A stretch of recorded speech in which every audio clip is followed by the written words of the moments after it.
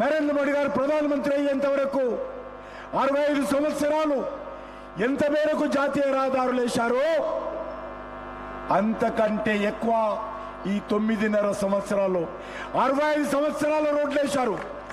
కానీ 9 సంవత్సరాల్లో అంతకంటే ఎక్కువ రోడ్లు వేశాం.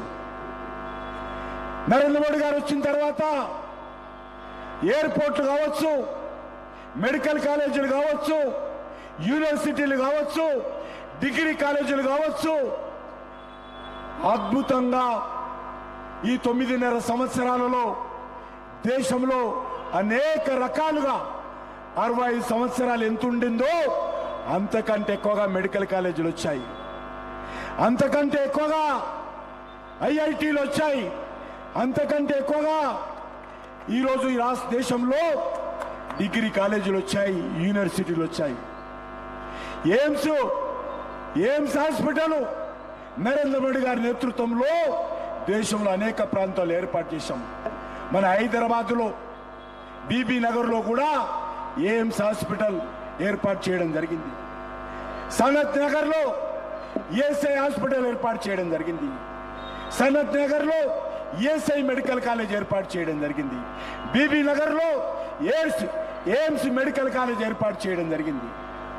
అంతేకాదు, గతంలో నరేంద్ర మోడీ గారి రాకముందు ఈ దేశంలో విద్యుత్ కోతలు ఉండేది. వ్యవసాయ రంగానికి విద్యుత్ కోతలు, కంపెనీలకు విద్యుత్ కోతలు, వాణిజ్య రంగానికి విద్యుత్ కోతలు, ఇండ్లకు కూడా విద్యుత్ కోతలు ఉండేది డొమెస్టిక్.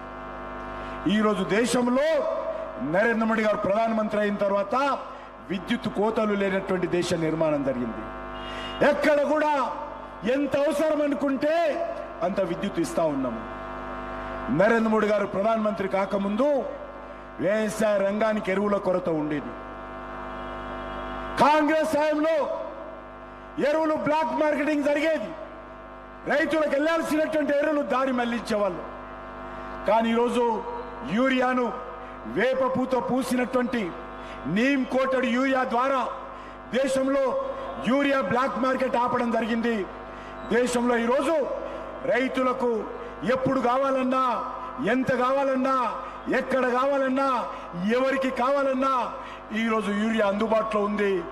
యూరియా కొరత లేనటువంటి భారతదేశ నిర్మాణం చేయడం జరిగింది. మన తెలంగాణలో కూడా రామగుండంలో యూరియా పరిశ్రమకు నరేంద్ర మోడీ గారే భూమి పూజ చేశారు. నరేంద్ర మోడీ గారే యూరియా పరిశ్రమను ప్రారంభించడం జరిగింది. ఆ రకంగా నరేంద్ర మోడీ గారి గ్యారంటీ యూరియా కొరత లేనటువంటి భారతాన్ని నిర్మాణం చేయడం జరిగింది. నరేంద్ర మోడీ గారి గ్యారంటీ ఈ దేశంలో విద్యుత్ కొరత లేనటువంటి దేశాన్ని నిర్మాణం చేయడం జరిగింది. ఈ దేశంలో వంట గ్యాస్ కనెక్షన్లు ధనవంతులకు, డబ్బులున్న వాళ్లకు మాత్రమే వంట గ్యాస్ ఉండేది, మా పేదవాళ్లకు కాదనేటువంటి అభిప్రాయం ఉండేది. కానీ ఈరోజు మనం చేస్తా ఉన్నాను, నరేంద్ర మోడీ గారు ఒక పేద కుటుంబంలో పుట్టాడు కాబట్టి పేదవాళ్ల కష్టాలు తెలుసు. నరేంద్ర మోడీ గారి తల్లి గారు కట్టెల పొయ్యి మీద వంట చేసేది. కట్టెల పొయ్యి మీద వంట చేస్తే నరేంద్ర మోడీ గారు తల్లి కళ్ళల్లో నీళ్లు చూశాడు. డాక్టర్లు చెప్తారు, ఒక్కసారి కట్టెల పొయ్యి మీద వంట చేస్తే 100 సిగరెట్లతో మగవాళ్ళ ఆరోగ్యం ఎంత దెబ్బతింటుందో ఒక్కసారి కట్టెల పొయ్యి మీద వంట చేస్తే మన మాతృమూర్తులు, మన తల్లుల యొక్క ఆరోగ్యం అంతా దెబ్బతింటది.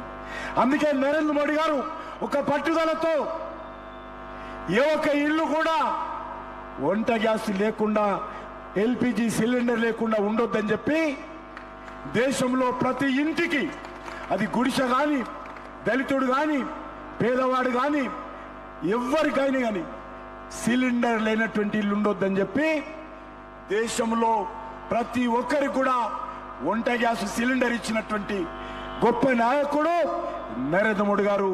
ఇది నరేంద్ర మోడీ గారు ఇచ్చినటువంటి గ్యారంటీ అని మనం చేస్తా ఉన్నాం.